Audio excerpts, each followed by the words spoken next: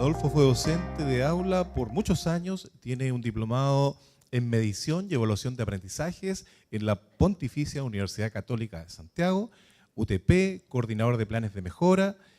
Adolfo es el líder pedagógico del IRMI y ha dirigido el área de educación y puntualmente el proceso de construcción de instrumentos de evaluación por más de 5 años en LIRMI.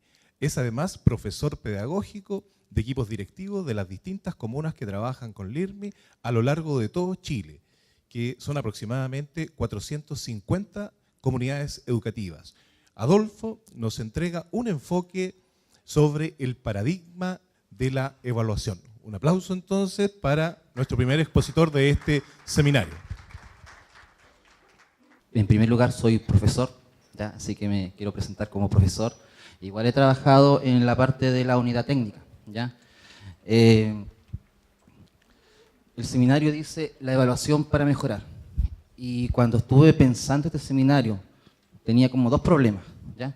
El primer problema es el tiempo, ¿ya? Es un tiempo súper acotado y la idea es que ustedes también vienen con alguna expectativa y la idea es un poco cumplir eso, ¿ya? Y el otro problema es el tema, es la evaluación, ¿ya? Y la evaluación por sí es un tema polémico, ¿sí? No es un tema que genera tensión, inclusive genera mucho rechazo, ¿ya? Es cosa de que ustedes piensen cuando le han dicho que van a ser evaluados. ¿Qué es lo que les pasa? Generalmente uno tiene como una sensación de incomodidad, ¿no es cierto? Un poco desagrado, ¿sí? No es algo que a nosotros nos agrade evaluarnos, ¿sí? Entonces, antes de comenzar y un poco partiendo con este tema, yo les quiero preguntar a ustedes si es importante pasar por este proceso de incomodidad y desagrado. ¿Tiene algún sentido o tiene algún propósito? ¿Ya? Esa pregunta me gustaría que ustedes se la respondieran en forma interna. ¿Es importante o no es importante pasar por este momento que para nosotros es poco desagradable? Y un poco para empezar a conocer quizás sus opiniones, sus apreciaciones, me gustaría que pudiéramos participar. Aquí tengo unas afirmaciones y me gustaría que, si ustedes están de acuerdo, levanten la mano, ¿ya? Un poco para irlos conociendo, qué es lo que piensan, qué es lo que opinan, ¿ya? Acá tengo 7 afirmaciones, ¿ya? Si ustedes están de acuerdo, levanten la mano. ¿Les parece? Por ejemplo, la primera afirmación dice: lo que no se mide, no se puede mejorar.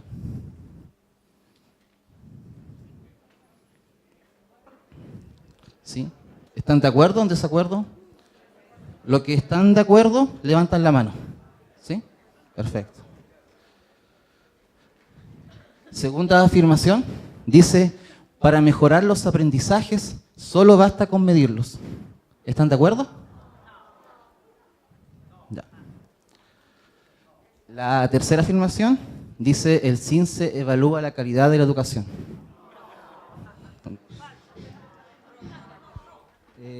La cuarta afirmación dice: la evaluación es un puente que conecta la enseñanza con los aprendizajes. ¿Están de acuerdo? Entonces, levanten la mano. La quinta afirmación dice: se debería eliminar el CINCE.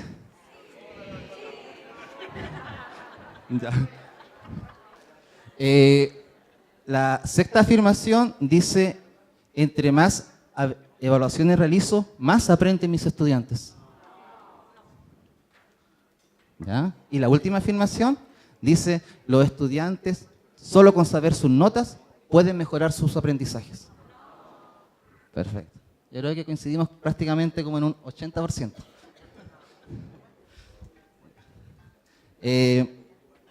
A ver, un poco.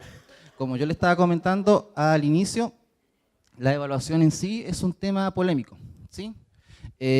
Nosotros como empresa que nos dedicamos al tema de la evaluación, se supone que tenemos una opinión positiva frente a esto, ¿ya? Pero tampoco somos ingenuos, ¿ya? Sabemos que la evaluación en sí no va a mejorar los aprendizajes, ¿sí? Solamente por aplicar una evaluación, ¿ya? Y quiero un poco resumirlo en esta frase. dice que las mediciones o la evaluación no son la salvación, pero tampoco es el demonio de la educación, ¿sí? Un poco recordando la afirmación que veíamos anteriormente, solo por el hecho de que en mi colegio yo aplique evaluaciones, no quiere decir que voy a mejorar los aprendizajes de mis estudiantes, ¿ya? Pero tampoco la evaluación en cierta medida es el demonio de la educación.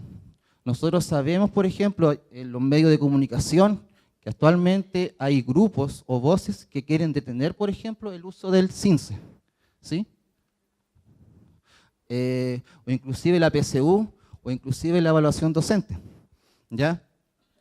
Pero yo le hago una pregunta a ustedes. Si nosotros decimos de que para mejorar yo necesito saber cómo estoy, ¿ya? ¿Cómo voy a saber en este caso qué debo mejorar si no tenemos evaluación? ¿Cómo sabría, por ejemplo, qué debo mejorar?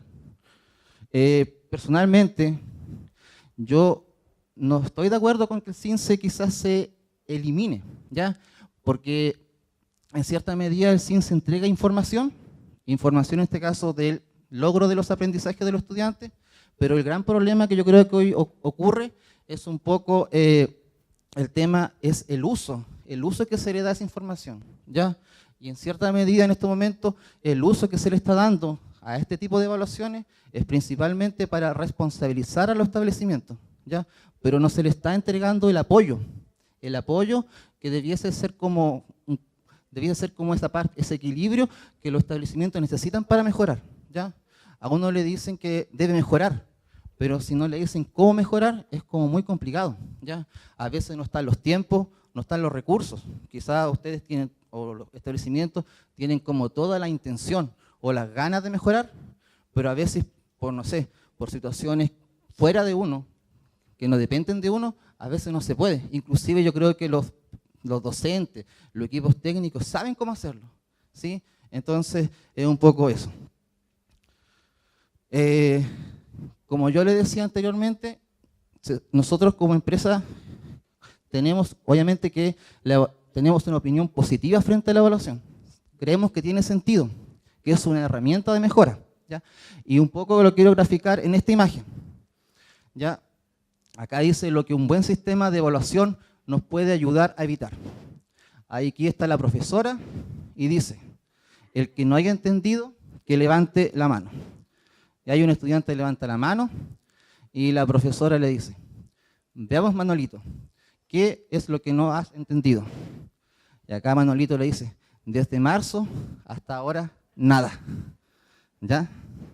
Entonces esto un poco haciendo una caricatura quizás, lo que si hubiera habido un buen sistema de evaluación, se hubiera quizás evitado esto que el estudiante estuvo desde marzo hasta diciembre y la profesora nunca se dio cuenta, porque nunca levantó esa información, que Manolito no había aprendido nada, ¿ya?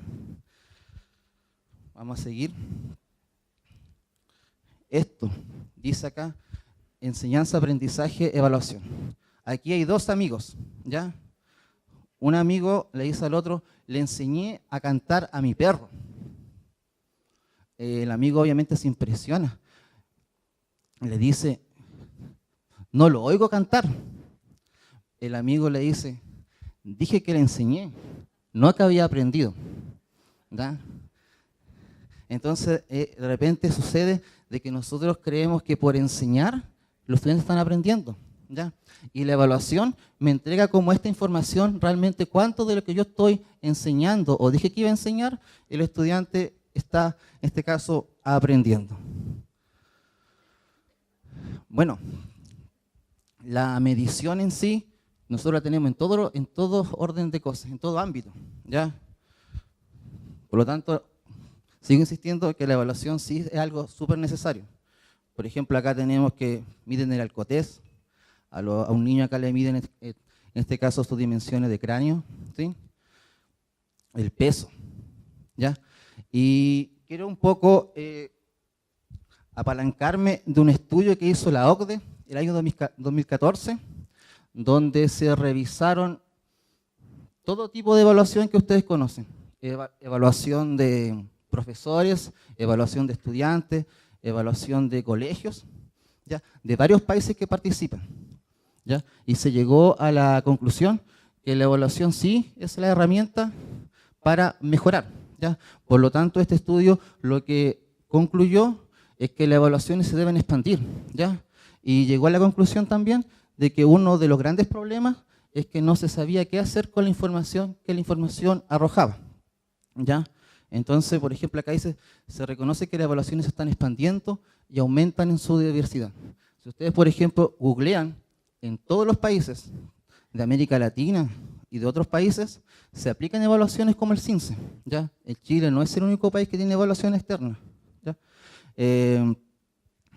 Se está, en este momento, se quiere como ampliar un poco la mirada de la evaluación, porque en este momento la evaluación como el CINCE solamente está levantando información de conocimientos cognitivos, ¿ya? Pero igual se entiende que un estudiante aprende en un contexto, por lo tanto en estos momentos se quiere un poco ampliar la mirada con los indicadores de calidad, por ejemplo la autoestima, la vida saludable, otros factores más que son súper importantes, y la motivación, por ejemplo, que el estudiante tiene para aprender, ¿ya? Así que, según este estudio, las evaluaciones no deberían desaparecer, ¿ya?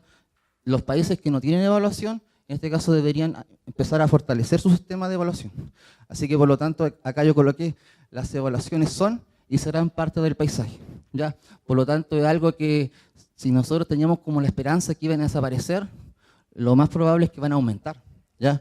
Por ejemplo, en el caso nosotros de Chile, que tenemos un sistema que está instalado, que es el CINCE, tenemos la PSU, actualmente con la incorporación de Chile a los países desarrollados, tenemos la evaluación TIMSS y la evaluación PISA, ¿ya? Y aparte hay otra evaluación acá, que es la evaluación TERCE, ¿ya? Que solamente se le aplica a los países latinoamericanos. Aquí quise resumir en 3 puntos los propósitos de la evaluación, ¿ya? Porque una cosa son los propósitos y otros son los usos que se le está dando a la evaluación. El primer propósito de la evaluación dice que es para obtener información confiable sobre los logros de aprendizaje y los factores que inciden en ellos, ¿ya? Ese sería uno de los propósitos de la evaluación. El segundo propósito, y el más importante, es, por ejemplo, promover la mejora de los resultados de aprendizaje a través de acciones informadas. Sucede, por ejemplo, que todos queremos que nuestros estudiantes aprendan, ya sea como profesor, ya sea como UTP o como director, ¿ya? La evaluación un poco me ilumina y me dice qué cosas yo debo mejorar, ¿ya?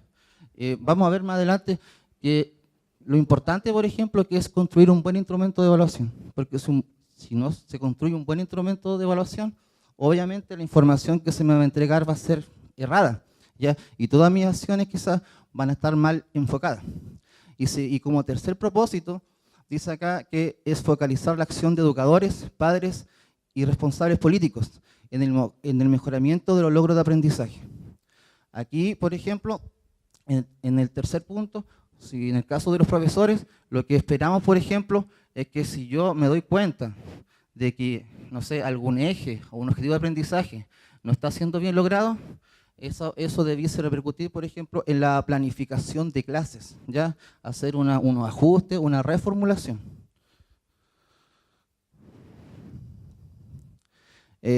Acá me voy a pasar rápidamente. Esto es como el uso que se le da a la evaluación y que actualmente está ocurriendo, por ejemplo, en el caso del CINCE. Y principalmente el uso que se le está dando a la evaluación hace, por ejemplo, que nosotros sintamos como rechazo, ¿ya? Que no sentimos que finalmente lo que nos están haciendo es lo están responsabilizando, pero no lo están dando apoyo, ¿ya? Hay una ley que en este momento que creó, por ejemplo, a la Agencia de la Calidad de la Educación, ¿ya? La Agencia de la Calidad de la Educación un poco lo que busca es tener este equilibrio, ¿ya? Actualmente hay un desequilibrio, porque a los establecimientos se les está responsabilizando, pero no se les está apoyando. La Agencia de la Calidad, en teoría, lo que busca hacer esto. Por una parte, responsabilizar a los establecimientos de los resultados de aprendizaje, pero por otro lado también entregarle apoyo, ¿ya? Decir cómo puede mejorar y qué acciones concretas debiese realizar. Bueno, esto es como un texto que se supone que en teoría esta ley busca ese equilibrio, ¿ya? Y donde el CINSE obviamente sigue siendo el principal componente de indicador de calidad de un establecimiento educacional. Y el apoyo, yo no sé si acá han habido escuelas o colegios que han sido visitados por la agencia, ¿ya? La agencia tiene varios sistemas de visitas. Uno de esos es visitas para el aprendizaje, ¿ya? Donde hace como un levantamiento de información y le entrega orientaciones a los establecimientos y le dice qué cosas concretas debe mejorar. Y principalmente estos establecimientos son los que han tenido mejor, o sea, peor clasificación, que están en un nivel insuficiente. ¿Ya? Estos son los indicadores, esto podríamos llamar que es la responsabilización, ¿ya? Estos son los indicadores de calidad que está utilizando la agencia para ordenar a los establecimientos. Y si ustedes se fijan, el CINSE es el principal indicador de calidad, ¿ya? Se agregaron otros indicadores, ¿ya? Como comentaba antes, que está la autoestima, el crimen, la participación y otras cosas, ¿ya? Pero el CINSE, en cierta medida, y los estándares de aprendizaje, es el principal indicador de calidad que en este momento en Chile tenemos, ¿ya? Y yo creo que va a durar al menos unos 4 años más, a no ser que se reformule.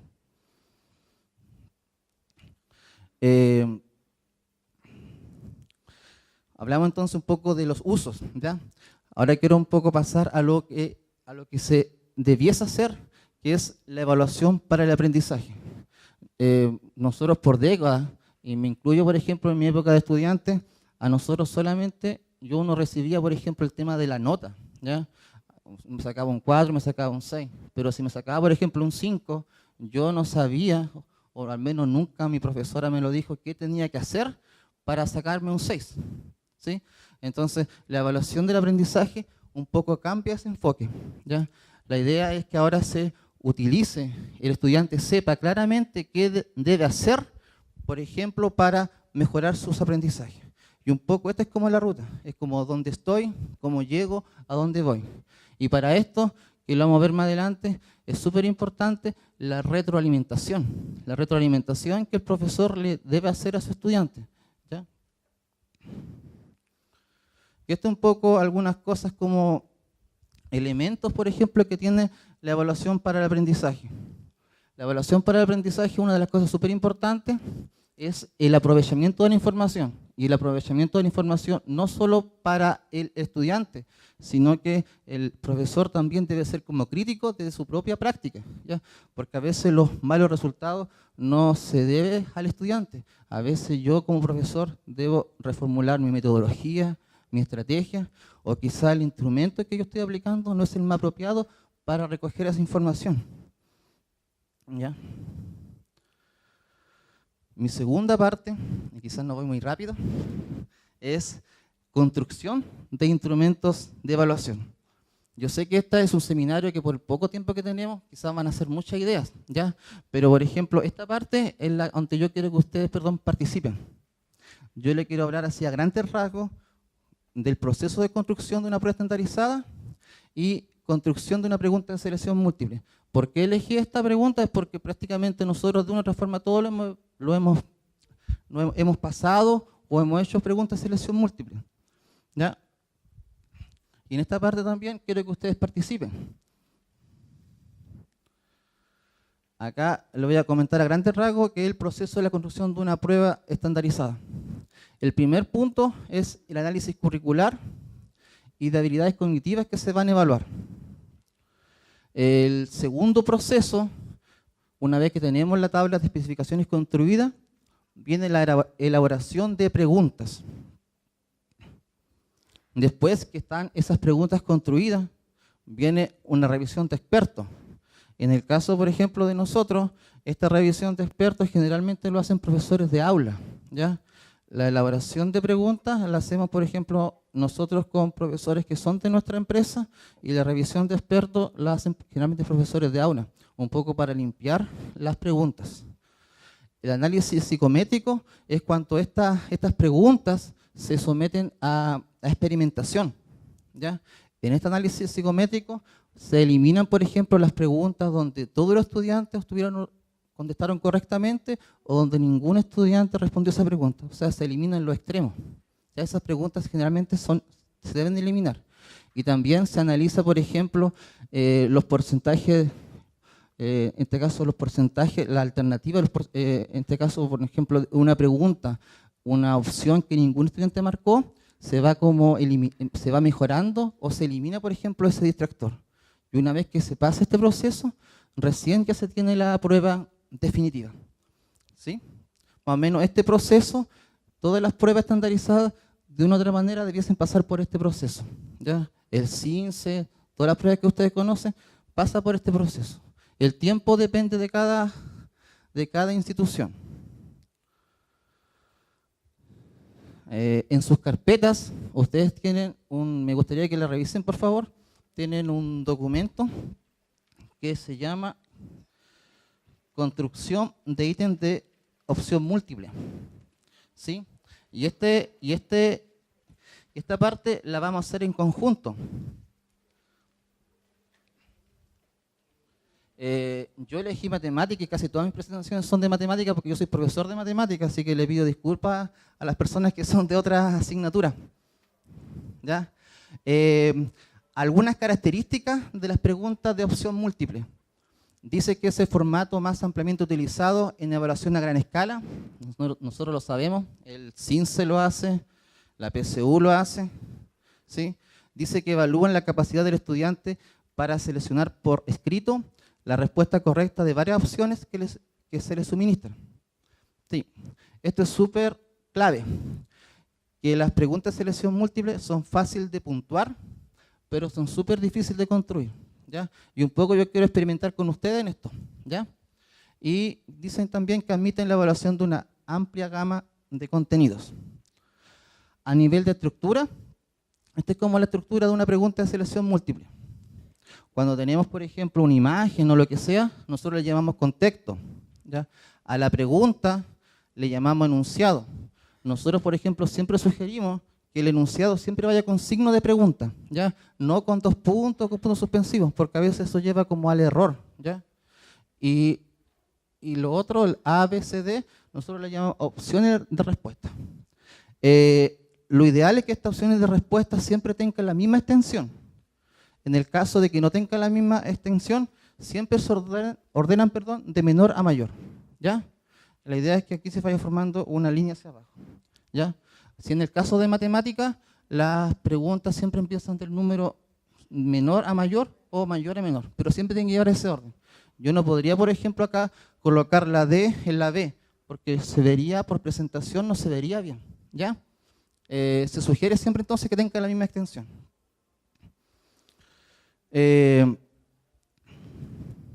Las opciones de respuesta, obviamente tiene que haber una que es la correcta, la 100%, que es 100% correcta. A las otras que no son la correcta se le llaman distractores. ¿Ya? Nosotros al momento de construir estas preguntas, nosotros le llamamos atractores. ¿Ya?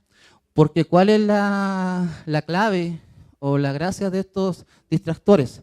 Que tienen que atraer a los estudiantes. ¿Ya? Dice que los atractores, dice que atraen a los estudiantes con errores conceptuales o de razonamiento específico. Atraen a los estudiantes de más baja habilidad.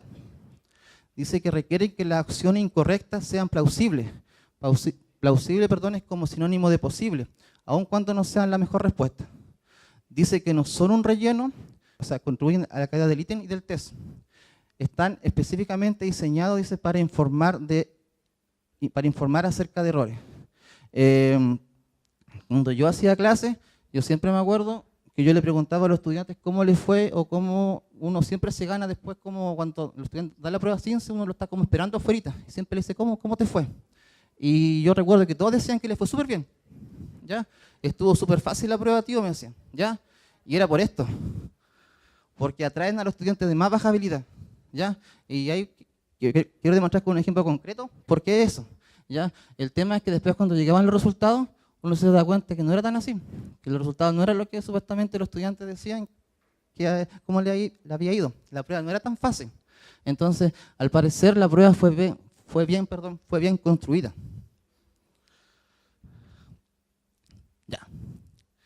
En su hojita yo les presenté un problema, ¿ya? Tenemos dos partes acá.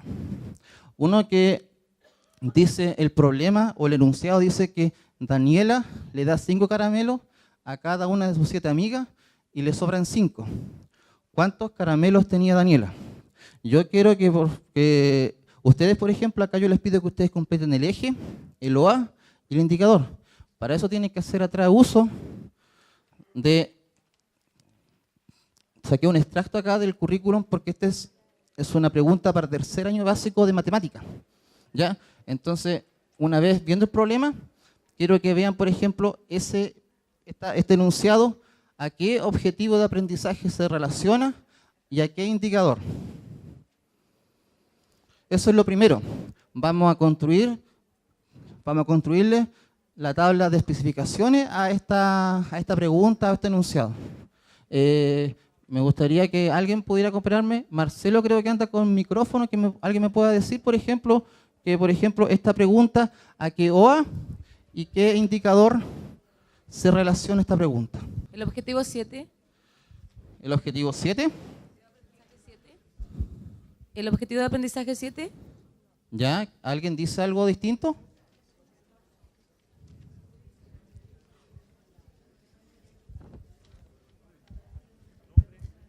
Mi nombre es Adriana García. ¿Sí? Soy profesora de matemática igual. ¿Ya? Considero que es un problema multiplicativo de iteración de una medida. ¿Ya? ¿Ya? Por lo tanto, debería ser el